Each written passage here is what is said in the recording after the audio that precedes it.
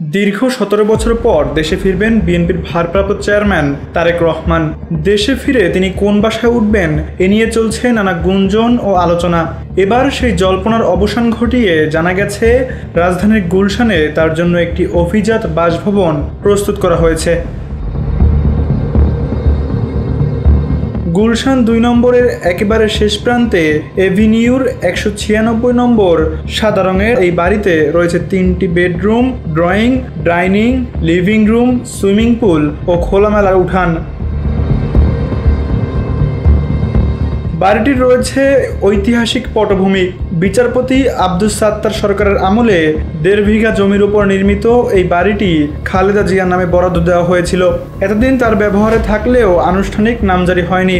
চলতি বছরের ৪ জুন অন্তর্বর্তীকালীন সরকার বাড়িটির নামজারির কাগজপত্র তার হাতে তুলে দেয়।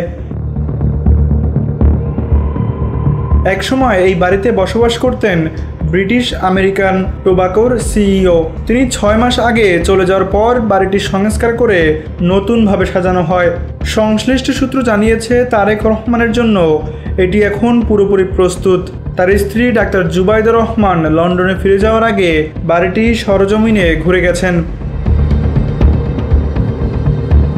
দলীয় সূত্র বলছে উপযুক্ত সময় ও পরিস্থিতি তৈরি হলেই তারেক রহমান দেশে ফিরবেন।